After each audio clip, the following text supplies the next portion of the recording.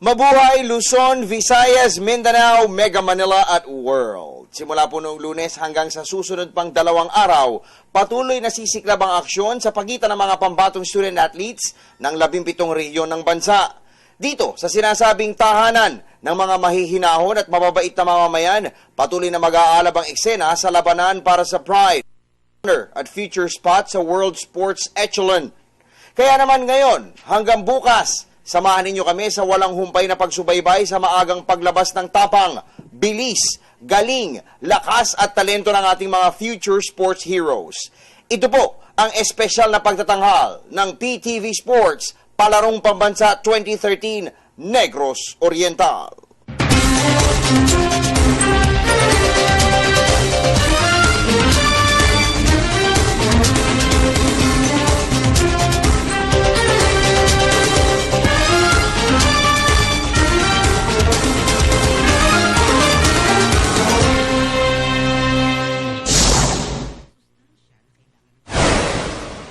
Para mabigyan kayo ng mas malawak at mas komprehensibong coverage ng taunang Sports Fest, nakakalat pa rin sa iba't ibang venues dito sa Negros Oriental ang ating mga sports tropa. Nakalipas na 3 araw ay nagparamdam ng lakas ang Western Visayas sa athletics. Pero masustain naman kaya nila ang magandang simula sa susunod na 2 araw. Ako po si Dennis Principe, patuloy na nakatutok sa mga kaganapan dito sa Track and Field Oval ng Governor Mariano Perdices Memorial Stadium. Service ace, double fault, winner at unforced error. Iyan ang ilan lamang sa mga salitang maririnig nyo mula dito sa Siliman Tennis Court. Ako po si Meg Siozon. Mula sa 9 gold medal harvest kahapon, ilan pa kaya ang madaragdag sa koleksyon ng National Capital Region sa Day 2 ng swimming competitions? Ako po si Cristabel De Leon at nakaposte pa rin dito sa Senator Lorenzo Teves Aqua Center. Pero bago po namin ipresenta ang highlights ng third day of full competitions ng 2013 Palarong Pambansa, silipin po muna natin ang mga sports stories ngayong araw. Patuloy ang pamamayagpag ng perennial champion National Capital Region sa medal standings ng 2013 Palarong Pambansa dito sa Dumaguete City. Sa ikalawang sunod na araw, muling humakot ng gintong medalya ang mga Metro Manila Tankers sa swimming. 12 sa 16 na gold medals na ipinamigay sa swimming ang hinakot ng NCR. Bukod pa rito, 2 Palarong Pambansa records rin ang winasak ng mga top Manileño swimmers. Nagposte si elementary pupil Raisa Regata Gavino ng bagong meet record na 36.63 seconds sa finals ng girls' 50-meter breaststroke, habang bagong pamantayan rin na 2 minutes and 37.16 seconds ang nailista ni elementary student Regina Erin Castrillo sa finals ng girls' 200-meter individual medley. Samantala, 3 sa 4 na ginto naman sa 400-meter hurdles ang naibulsa ng NCR sa athletics. Naungusan ni Jaime Emmanuel Mejia si Rafi Gonzalez ng Mimaropa sa finals ng Boys' Secondary. Namayani si Mel Francisco Hervasio sa Boys' Elementary Division sa clocking na 1 minute and 2.4 seconds. Habang nag-reign na naman si Marilyn Avila sa Girls' Secondary Division sa oras na 1 minute and 4.3 seconds. Samantala, 3 atleta na lamang mula sa 150 patients na naging biktima ng food poisoning kamakailan ang nananatili sa ospital. Pero ayon kay Negros Occidental Governor Roel Digamo, papadischarge na rin ang mga nalalaming atleta matapos na mabigyan ng full medical attention ng mga eksperto.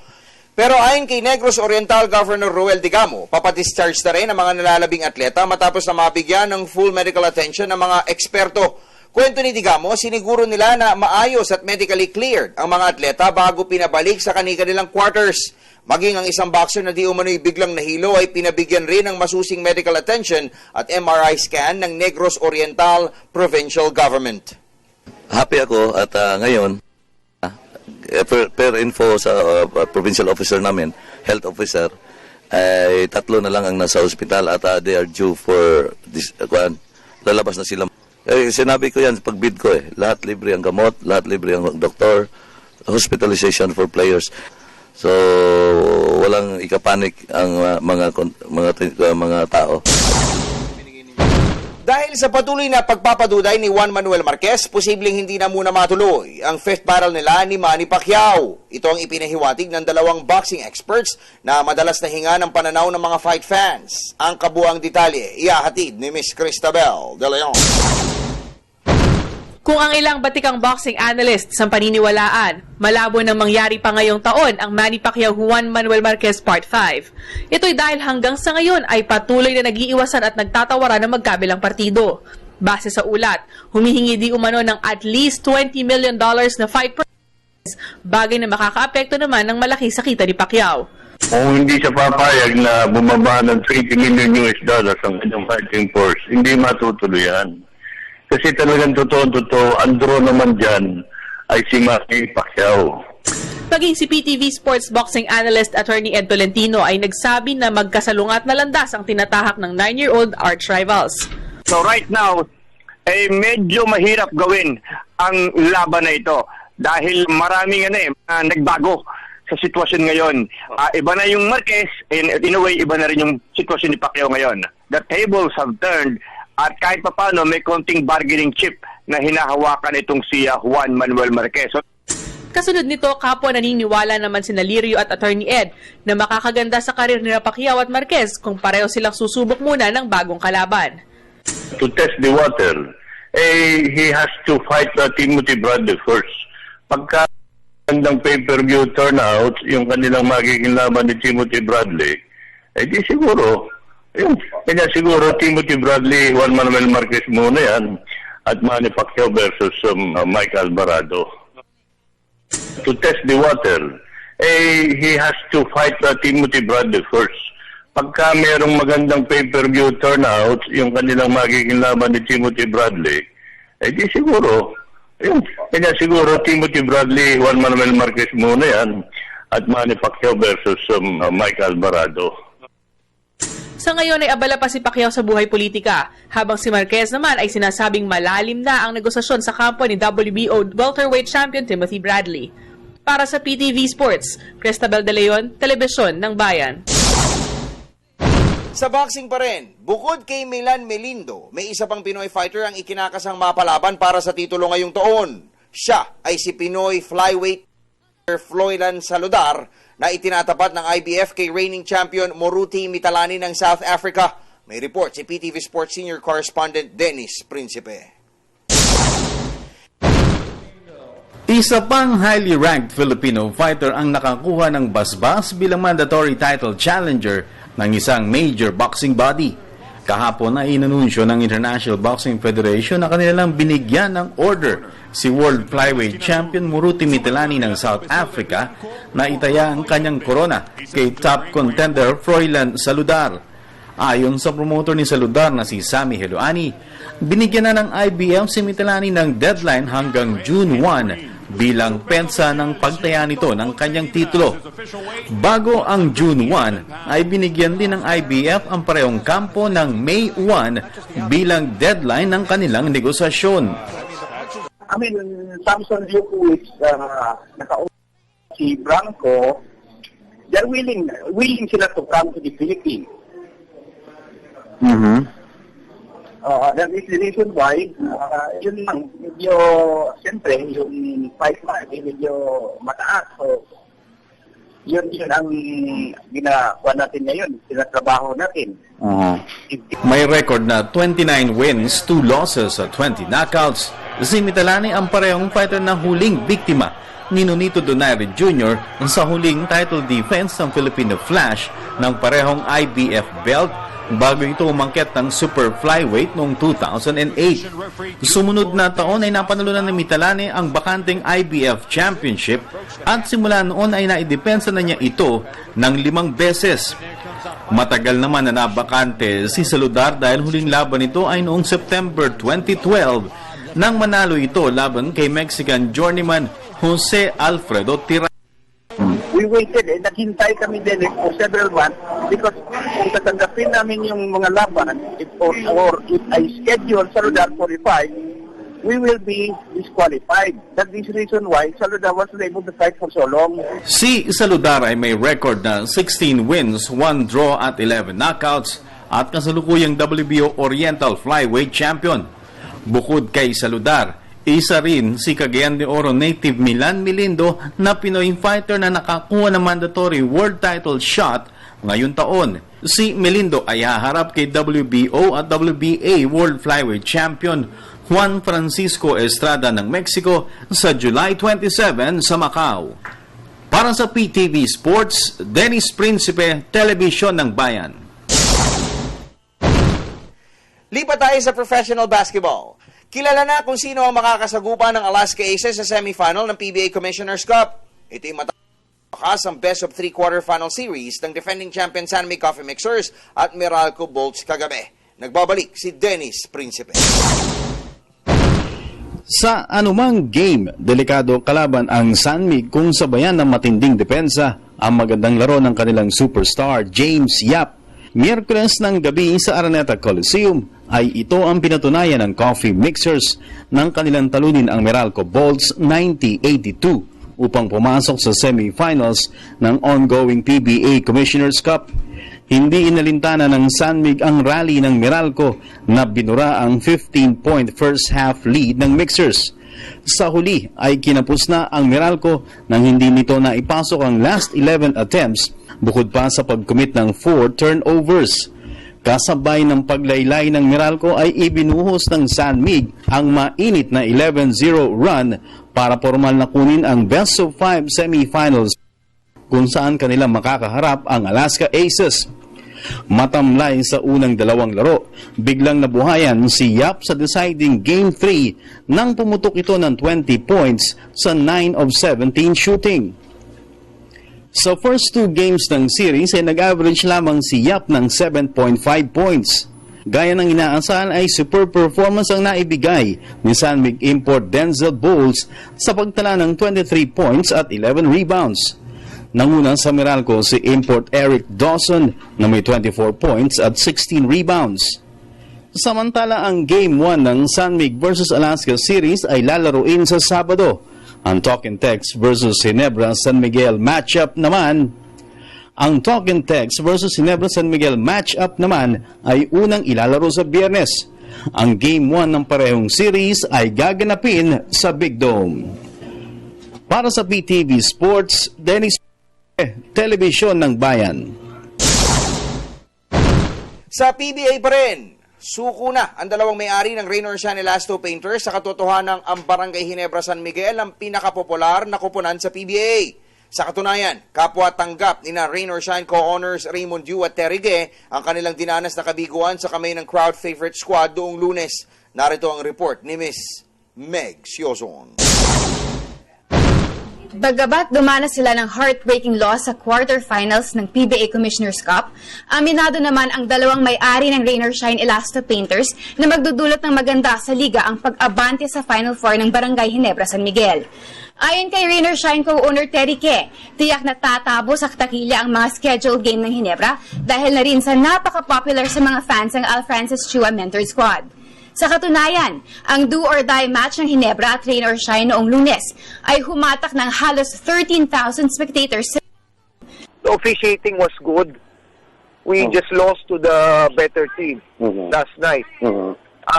Hindi talaga para sa amin eh. That's the only description I can make. Para sa amin yung ano. So congratulations to Ginebra. Maging ang kaibigan at business partner ni Ken na si Raymond Yu ay naniniwalang Ginebra pa rin ang most popular ball club sa Pilipinas. Alam mo naman kasi Ginebra, di ba? Marami pinag-uusapan before the game. Pinag-uusapan after the game.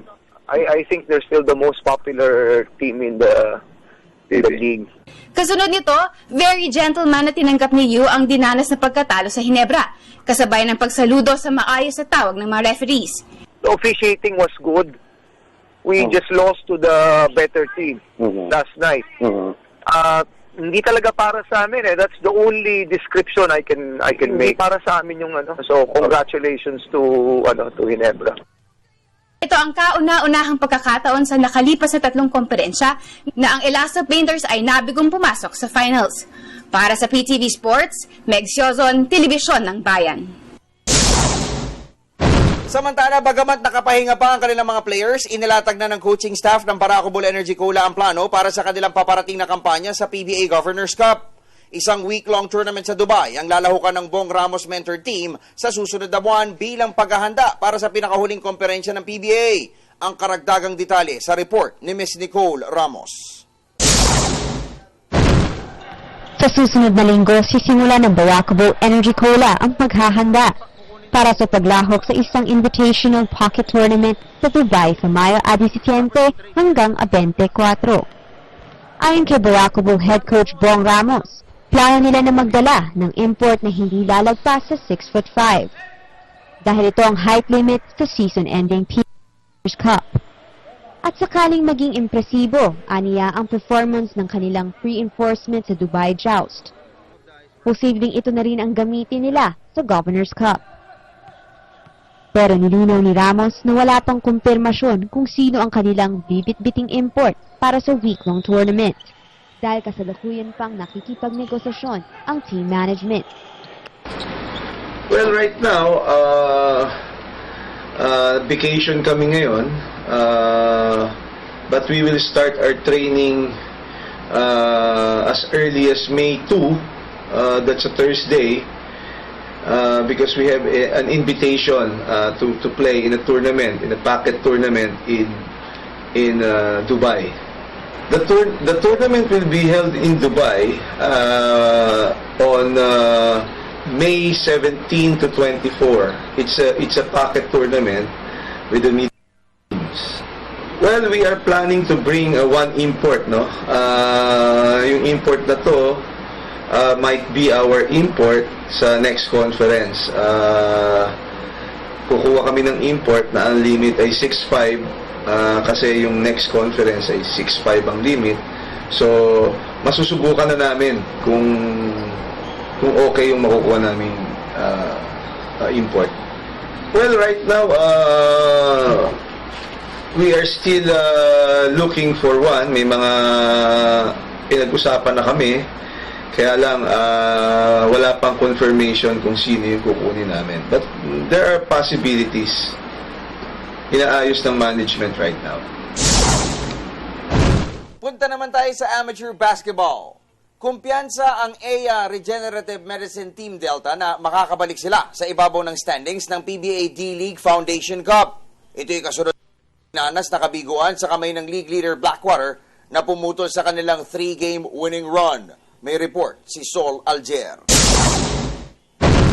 Bagamat natuldukan ng kanilang 3-game winning run sa PBA D-League Foundation Cup, ipinagmalaki ng mga players ng EA Regenerative Medicine Team Delta na buong buo pa rin ang kumpiyansa ng kanilang grupo. Ayon kay team leader Jimbo Aquino, natural lamang na dumanas ng kabiguan ng isang koponan at ang importante aniya ay matuto ang bawat player na magsikap na bumawi. Puro. Lahat naman ng team natatalo. Mas iniisip ng kasama ko. Management at yung team, iniisip ng bounce back lang. Sa panig naman ni Superstar Center at Training PBA D-League MVP Ian Sanggalang, hindi dapat maapektuhan ng temporary setback ang mindset ng team. Ang kabiguan ay naghatid sa EA Regen sa middle pack ng standings, kaya naman todo himok si Trinidad sa kanyang mga players na ibalik ang dating focus. We have a game plan on the board. Let the team lose. Doon sa game plan natin. Kung meron mga ibang naisip, gulin niyo muna yung game plan natin.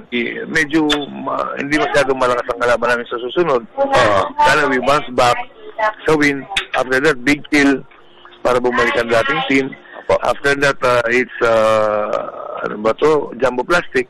And then, Lex. So, yung mga games na medyo makabawi. Ang seller-dweller na informatics ang next assignment ng EA Regen sa Lunes. Para sa PTV Sports, Sol Alger, Telebisyon ng Bayan. Unang sagit-sit pa lamang yan ang mga sports update na aming ihahatid sa inyo mula dito sa Dumaguete City sa pagbabalik ng PTV Sports Palarong Pambansa 2013 Negros Oriental.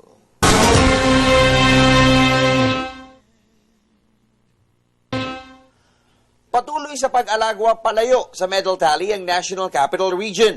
Matapos ang third official day of action, lumobo na sa 27 golds ng mga Manileño student athletes laban sa closest rival na Western Visayas. 48 golds, 27 silvers at 25 bronzes ang kabuang medalya na natitipon ng NCR, habang ang Western Visayas ay nasa malayong ikalawa sa kanilang 21 golds, 16 silvers at 13 bronzes. Isa sa mga pinaghakutan ng medalya ng Metro Manila ay ang swimming. Silipin natin ang mga kaganapan sa Senator Lorenzo Tevez Aqua Center kasama si Cristabel De Leon. Sa ikalawang sunod na araw, muling dinomina ng National Capital Region ang swimming competition sa Senator Lorenzo Tevez Aqua Center. 12 sa 16 na gold medals ang ipinamigay sa Day 2 ang hinakot ng mga Metro Manila tankers. Bukod pa rito, 2 swimming records rin ang winasak ng NCR. Naglista si elementary pupil Raisa Regata Gavino ng bagong meet record na 36.63 seconds sa finals ng girls 50-meter breaststroke. Habang bagong pamantayan na 2 minutes and 0.16 seconds naman ang naitala na elementary student Regina Erin Castrillo sa finals ng girls 200-meter individual medley. First time ko mag-join, I got a medal, pero aim ko nun medal, pero last year, we tried to break records, pero sinabi namin may next year pa, so next year na lang i-break. Tinapos ng Big City Swimmers ang kampanya sa Day 2 sa pamamagitan ng pagdomina sa finals ng girls 400-meter medley relay. Winning time na 4 minutes and 42.86 seconds ang naisumitin ng NCR Quartet ni na Catherine Bondad, Joy Rogers, Joanna Colin Simbulan at Kirsten Chloe Daos. Na-excite po, pati po nasasayahan po dahil po sa mga nagawa kong achievements para po sa parents and friends ko po. Sana po mag-champion po yung NCR. Ayun. Marami po pong mabit na record. Samantala, hindi naman nagpahuli sa pagbura ng record si Central Luzon tanker Rafael Barreto. Nagposte si Barreto ng record 58.24 seconds sa finals ng elementary boys 100-meter freestyle upang angkinin ang ginto sa nasabing event. Mula dito sa Dumaguete City, Cristabel De Leon, Palarong Pambansa 2013. Samantala, alam nyo ba na sa nakalipas na 19 na taon, may isang media personality na regular na sumusubaybay at nagdo-document ng mga aksyon ng Palarong Pambansa? At simula noong 1994, nagsisilbing buhay na saksi sa mga nabasag na records at sumikat na pangalan ang isang manunulat. Kilalanin natin kung sino siya sa pamamagitan ng aming kasamang si Meg Siozon.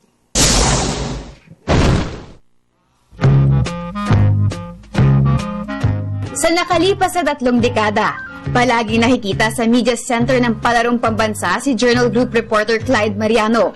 Balbasarado, magaling magtanong at mabilis sumulat, ang ilan lamang sa mga katangian ng mamang ito, tawagin ng mga fellow Philippine sports writer ay James. This is my 19th Palarong coverage. I really enjoy covering Palarong because this is a very challenging coverage because of so many sports. Tinawag rin ni Mariano na a must for all sports writers na i-cover ang Palarong Pambansa. Isa umano ito sa pinakamahirap i-cover dahil sabay-sabay na ginaganap ang mga laro, kaya naman dito nasusubok ang diskarte ng isang reporter. This is the sports where we always see it is a baptism of fire to sports writing. If you cover motivate like Palarong Pambansa, this is really a test of strength and stamina, and as well as your writing skill. Maging ang mga new breed of journalist na tulad ni Bong Pedralves ng Malaya ay sa sinabi ni Mariano na ang palaro ang isa sa mga toughest beats ng isang media man. Yeah, I would consider it among yung mga multi-sports events that I've covered the Southeast Asian Games at the Asian Games, medyo malapit ko sa puso ko dahil nga kasi ang mga kabataan dito ang siyang ang naglalaro. Ang media ay isa sa pinaka-importanting partner ng Department of Education at ng host province sa pagpapaabot sa publika ng mga kaganapan sa pinakamalaking grassroots sports development program ng bansa. Isang bagong mukha mula sa Cebu City ang nagpaparamdam ngayon sa elementary girls tennis. Pero habang unti-unting umuusbong ang mga bagitong may tikas, hindi naman nagpapahuli ang perennial Palarong Pambansa champion na si Miss Alexi Santos ng Mimaropa. Nagbabalik si Meg Siozon. Patuloy ang pag-init ng aksyon sa lawn tennis ng 2013 palarong pambansa dito sa Negros Oriental. Isang batang smasher Visayas ang tila naglabas ng banta kay title favorite Alexis Santos ng Mimaropa ng sa girls singles. Gritty forehand at strong aces ang isinalubong ni Christine Salimbangon sa kanyang mas maliit na karibal mula Cagayan Valley tungo sa pag-ani ng impresibong 8-love win. Pero matapos ang panalo, halata na rin ang pangingilag ni Salimbangon sa paglapit ng playoffs. Lalo pat naghihintay sa kanya ang prinsesa ng elementary tennis na si Santos. Mimaropa. Mimaropa, why? Because my fellow competitor there is Alexis Santos. She's one of the top players in the Philippines. She's competed internationally and won. I'm looking forward to playing in the finals because this is actually my first palarong pambansa. Kung nagtala ng nakakatakot na 8-love win si Salimbangon, ganito rin ang panalo na nailista ni Santos kontra Central Visayas Pride Marila Grisola. Ang finals ng girls singles ay paglalabanan sa Biyernes alas 2 bago ito sundan ng aksyon sa boys finals at gold medal matches sa women's at men's secondary tennis. Bahagi ng pagsubok para sa isang atleta ay ang banta ng injury. At kahit papasibol pa lamang ang level ng kompetisyon ng mga student athletes dito sa palarong pambansa, isa sa mga kinakatakutan ay ang pagtamo ng sakit. Tulad ng star striker ng Region 4B na sa kabila ng kanyang injury sa kamay, ay hindi napigilang pumalakpak para sa kanyang mga kakampi. Ito ang tinutukan sa Silliman University football field ni Miss Cristabel De Leon. Habang nagko-cover kami sa Silliman Football Field, napansin namin ang high school student na ito na nakasling. Siya pala ay si Mimaropa striker Kindle Brits Manzo na tubong Romblon. Kwento ni Manzo, sa laban kontra Northern Mindanao ay kasalukuyan niyang hinahabol ang bola nang bigla siyang bumagsak at nagtamo ng bugbog sa kanang braso. Dahil dito, hindi na nakasama pang muli ng Mimaropa squad si Manzo na pinayuhan na magpahinga ng 2 linggo bago magbalik sa pag-iensayo. Sa kabila nito, tiwala si Manzo na makakaya pa rin ng Mimaropa 11 na makapasok sa semifinal kahit pa bigating karibal ang mga makakabangga nila sa palarong pambansa tulad ng National Capital Region, Cebu, Bicol at Davao. Good luck sa kanila. Sana manalo sila ngayong game. Tsaka sana makakyat mo sa semis para makalaro po ako. Sa kabilang banda, hindi naman inilihim ng teammate ni Manzo na si forward Leon Douglas Hagedorn ang kanyang pangarap na mapabilang sa sikat na Philippine Azkals football squad. Sa laban kontra Zamboanga ay nagbaon ng 2 goals para sa Mimaropa ang tubong Puerto Princesa, Palawan na si Hagedorn. Magaling po siya hawak ng bola. And control niya po yung bola. Every time nakuha niya yung bola. Gusto ko po maka-Azkals pag tanda ko po. Samantala, naniniwala naman si Tournament Manager Fernando Flores na magpapatuloy ang pag-angat ng kalidad ng football sa bansa, lalo pat sa murang edad pa lamang ay hinuhubog na ng talento ng mga aspiring national booters. High level of competition, national, all regions perform well, tumaas yung performance. What I mean is, because of the popularity of football, especially Philippines qualify for the World Qualifiers this coming semifinals and finals. Hindi may kakaila na dito sa area ng Visayas mas unang naging popular ang football dahil dito nagmula ang ibang local superstars ng Philippine Azkals tulad nila Iloilo Pride Chiefy Caligdong. Mula dito sa Dumaguete City, Cristabel De Leon, Palarong Pambansa 2013. Kilala ang Dumaguete City hindi lamang sa kanilang mga maalalahaning mamamayan, kundi maging sa taguring educational hub of the Visayas. Ang presensya dito ng mga naglalakihang universidad ay isang patunay na hindi lamang sa palakasan nakafocus sa mga taga-Negros Oriental. Dinalaw ni Ms. Cristabel De Leon ang isa sa mga sikat educational institutions dito sa Dumaguete City na may malalim na paniniwala sa sports. Kilala sa mga kursong education, IT at criminology, masasabing hindi na bago sa sports community ang Foundation University na matatagpuan sa puso ng Dumaguete City. Ayon kay Foundation University Vice President Victor Vicente Cinco, gusto niyang palawigin ang sports sa Visayas region sa pamamagitan ng pagtuturo ng management sa mga coaches and athletes. Sa mayamang kultura at kaaya-ayang lugar, hindi may kakailang nag-e-enjoy ang mahigit 3,000 estudyante ng Foundation University na may 2 campuses at lawak na umaabot sa 50,000 square meters. If they don't understand the concept of the sport, they're not going to help you win. Naniniwala si Cinco sa filosofiya na dapat mauna ang pag-aaral bago ang sports, pero hindi naman niya itinanggi na malaki ang naitutulong ng sports sa isang individual. Actually, 1999, when I started coaching football here, I started to notice that the kids were very good, but once they met their match, it was intimidation. Psychologically, they were out of it. And that's the thing that I find very important, because it's not just sports. You go out, you finish your college and all that. If you have a passion for the sport, and when I say passion, not winning, because unfortunately, that seems to be the national theme, win at any cost. Okay? That's not our philosophy. Our philosophy is, this is where concept is important. Get the kids to understand, what are they doing? Okay? Once they understand what they're doing, that's very easy for them later on in life to translate to, oh yeah, I need to share this. At bilang pagbahagi sa mga kapwa negrense ng kanyang mga natutunan, 3 paliga ang itatatag ni Cinco sa kanilang universidad isang taon. In 4 sports, 3 tournaments a year. That's never existed here. Usually it's just 1 a year, not including the city meet or the Palaro. Yes. So this is 3 independent of that. And we're looking at basketball, volleyball, football, sepak takraw, and possibly athletics. At bilang panghuli, ipinaalala ni Cinco sa mga sportsmen na hindi dapat mahumaling ng husto sa tagumpay dahil mas importante pa rin ang timing at quality. Mula dito sa Dumaguete City, ako si Cristabel De Leon. Bangamurang bilihin dito sa Negros Oriental, sinamantala ng ating sports tropa na si Miss Meg Sioson. Sa halagang 30 pesos, ano-ano ang kanyang nabili? Yan at marami pang iba sa pagbabalik ng PTV Sports Palarong Pambansa 2013, Negros Oriental.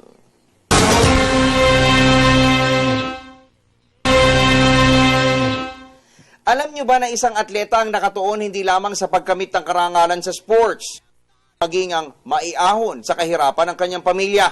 Alamin natin kay Dennis Principe kung paano niya hinahabol ang kanyang mga pangarap sa buhay.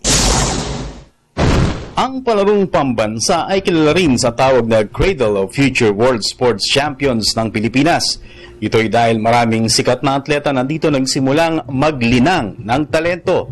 Tulad ni na sprinter Lydia De Vega, long jumper Elma Muros, swimmer Eric Wine, cager Samboy Lim at marami pang iba.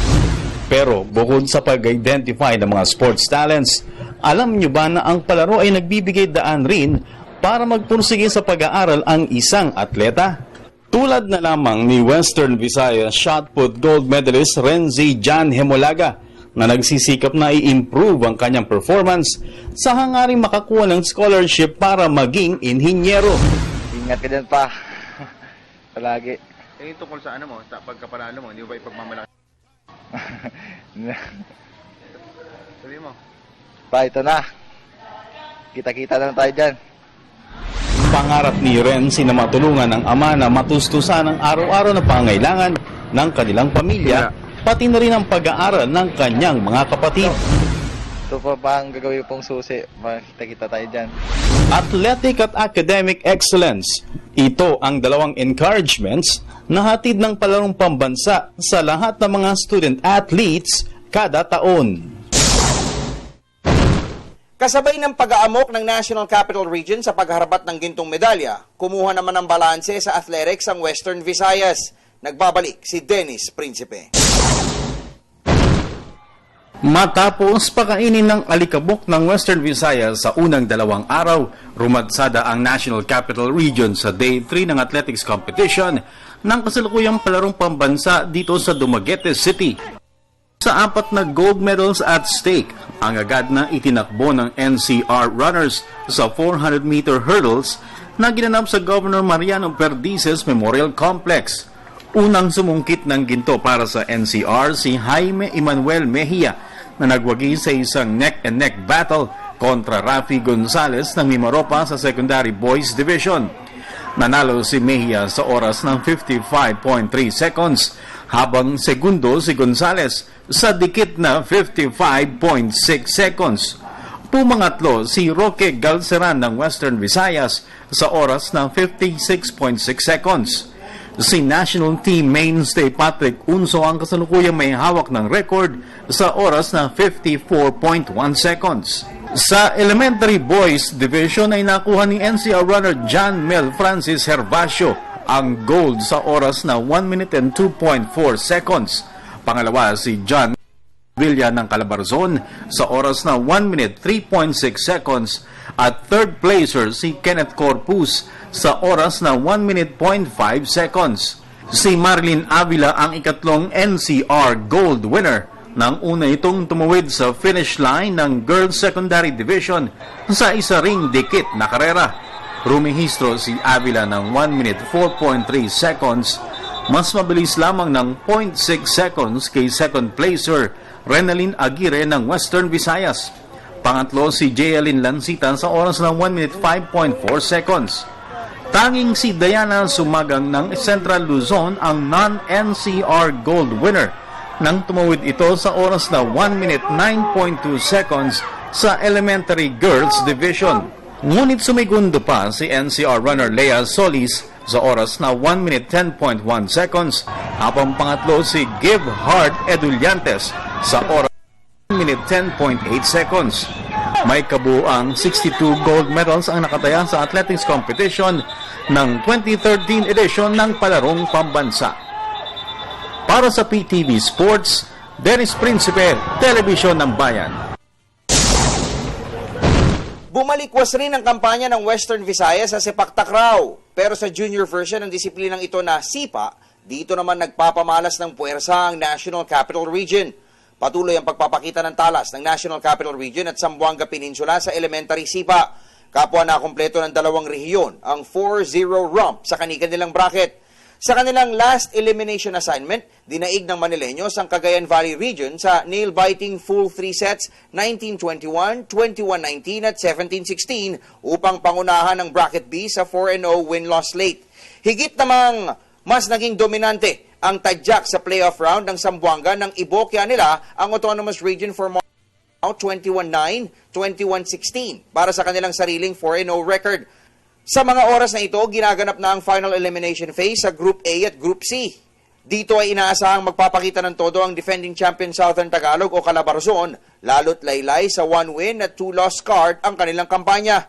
Ginaganap na rin sa mga oras na ito ang last elimination phase sa secondary level o sepak takraw. Hindi rin makaagapay ng husto ang defending titleist na Mimaropa sa Group A habang namamayagpag naman sa Group C at natatanging walang talo ang Western Visayas. Sa Boys' Elementary Basketball naman nagparamdam ang host Central Visayas. Kaharap ang title favorite at national champion na Team Maynila, isang dumadagundong na performance ang isinalubong ng mga taga-Region 7. Ito ang sinubaybayan ni Miss Golda Christy Grospe at narito ang kanyang report.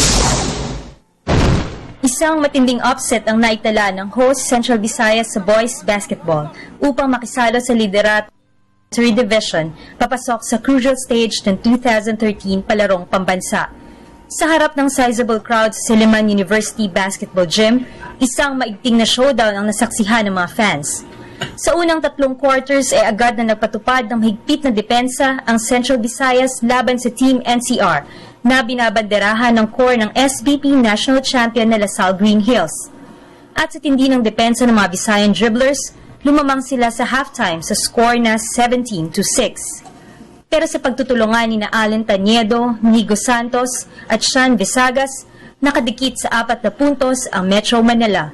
Subalit sa final 2 minutes ng laro, muling lumabas ang full court press ng Central Visayas na nagbigay daan sa important free throws ni steady guard Neon Chavez. Ang final score, 37-30. Panalo ang Central Visayas. Adjustment lang. Tapos yung mga key man nila, key players, lang namin. Samantala, matapos ang kabiguan ay muling binuhay ni NCR coach Alan Ricardo ang kanyang mga bataan. Nothing to worry, guys. We still have a game tomorrow. Okay? Kahit sino. Clarao, yung Bacolod. Okay? Alam ko, we will win tomorrow. Okay? Etong pagkatalo natin, okay? Mas magpapatibay pa sa team na to. At dahil na rin sa mas superior na quotient ng NCR, sila pa rin ang ookupa sa top spot ng standings ng elementary boys basketball. Mula dito sa Dumaguete City, Golda David Grospe, Palarong Pambansa 2013. Ngayon po kapiling natin si Governor Roel Digamo ng Negros Oriental. Sir, magandang hapon po. Magandang hapon po sa inyong lahat. Magandang hapon po sa nanonood natin ngayon. Unang-una po sir, ano po assessment ninyo sa atin pong Palarong Pambansa? So far so good po as our Assessment. vision and assessment of it. Yeah, so far so good. Lahat ng mga delegations natin nagpasalamat na so far in 21 years sa palaro natin, ngayon pa sila naka-experience ng ganito na una, walang abala kasi ang playing venues natin is within the city and the billeting quarters is malapit lang sa atin at lahat sila inatupag ng mga tauhan natin at sinisikap lang namin na mapabot namin yung hanggat kaya namin na hindi sila maabala sa Palarong Pambansa na ito. Okay. Anyway, so Glob, ngayon po, ano pa ang mga plano natin for the next sporting activities natin dito po sa Negros Oriental? Kaya marami pa tayong plano. And in fact, prior to this Palarong Pambansa, nag-host na tayo ng mga Philippine National Games, yung Batang Pinoy, nakaya natin. So, sinabi ko natin makaya yung Palarong Pambansa. And it's a long dream for the people of Negros Oriental. Matagal na itong pinapanaginip ng mga sambayanan ng Negros Oriental. So, dito pa nakuha sa administrasyon ko. Nagbid dito si former Governor Macias, former Governor Anais, former Governor Perdices, pero hindi nakuha. At sa tiyempo pa sa administrasyon ko na nakuha ko ito. Kaya nga nagpapasalamat ako sa buong may kapal na siya talaga ay mabait sa akin. Okay, napansin ko po, boss, dikit-dikit yung ating pong mga sports complex dito, tsaka yung mga buildings po natin, yung Governor Perdices, tapos sa tabiho, adjacent is the Governor Macias, tapos dikit-dikit din yung ibang mga sports natin, no? House natin. Bakit po? Pinaplano talaga nito sa mga predecessors ko, kay Governor Macias dati, at may plano talaga na hindi masyadong malayo yung mga playing venues natin. Kasi mahirap kung malayo, di ba? So, na-compact natin ito sa isang area, lahat international standards, pati na yung oval natin, rubberized. Kasi pinaplano na talaga ito. So, bakit po? Ano mo ang pinaghahandaan nila? Bukod sa Palarong Pambansa ngayon. Kasi po, mahilig kami sa sports dito sa Negros Oriental. Kaya nga na kami ng mga players na nanalo sa international competitions. So, kaya nga, sinubukan kong mag-bid kasi gusto kong mayroon akong mga purpose dito. Maraming purpose kung mag-bid ako ng Palarong Pambansa. Una, maka-develop ako ng maraming athletes sa Negros Oriental na makakompete sa international. And then, pangalawa, kasi before, hindi na-identify yung Negros Oriental. Palaging sinasabi Negros Occidental. Diba? Kung Dumaguete City, Negros Occidental. So ngayon, gusto kong ipaabot sa na mayroong isang magandang probinsya na tinatawag na Negros Oriental talaga. Negros Oriental na kapatid ng Negros Occidental na kasing develop ng Negros Occidental. So, yun ang talagang purpose namin na bakit ko kinuha yung Palarong Pambansa. Anyway, Governor Roel, meron po kayong imbitasyon sa ating po mga kababayan to come and visit Negros Oriental at ano po ang mga aasahan natin dito in as far as sports is concerned? Yeah, marami tayong maasahan sa mga kababayan ko sa Negros Oriental. Punta na tayo dito sa Dumaguete kasi ongoing ngayon ang Palarong Pambansa at bihira lang itong mga kapunta sa atin. So, i-maximize natin yung pag-enjoy ng sports sa Negros Oriental. Sa mga kababayan ko sa buong Pilipinas, marami kayong makikita dito sa probinsya namin. So, come and visit Negros Oriental. Roel Digamo po, mga kaibigan, ang ama ng Negros Oriental at nagsisilbi po napakabait na host ng 2013 Palarong. Maraming salamat po. Maraming salamat po sa inyo lahat. Ang sarap ng pagkain dito sa Negros Oriental. Pero parang Parang namimiss ko na ang mga pagkain sa Manila. Tara, street foods tayo.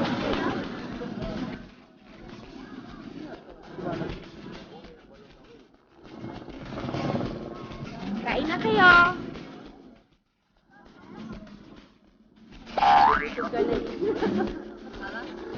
Sweet ball.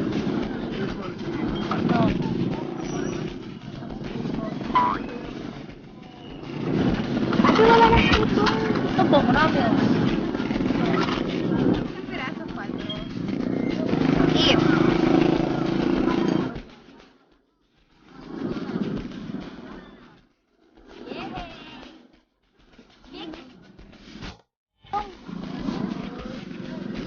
Manghang pa.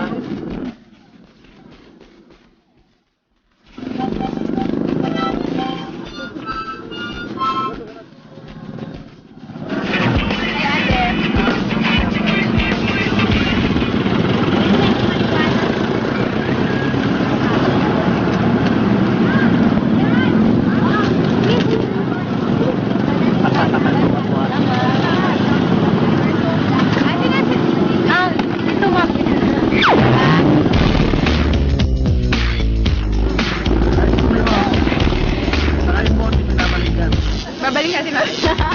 Babalik.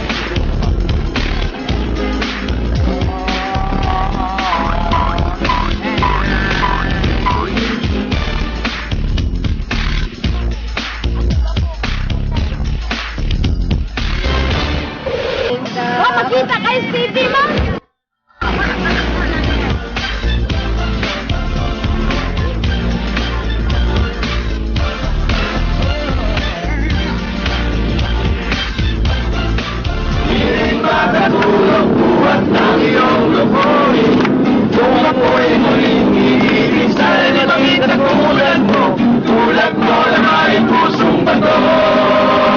We love you, Snow Badwa! Yan po ang highlights ng third day of full competitions ng 2013 Palarong Pambansa dito sa Negros Oriental. Sa ngalan ng aming mga field reporters na sina Dennis Principe, Cristabel De Leon at Meg Sioson, 10 ng coverage team ng PTV Sports, tihang loob ng Department of Education, Negros Oriental Provincial Government, Governor Roel Digamo, Mr. Adolf Aguilar, Shoot Edit Live at Timeline Digital Productions, Foundation University Vice President Victor Vicente Cinco, Cell, Barraco Bull Energy Cola, Amazing Playground, Dermstetic, Glorious Blend Coffee at PhilHealth. Ako po si Snow Badwa, magkita-kita po tayong muli bukas dito sa PTV Sports Palarong Pambansa 2013 Negros Oriental.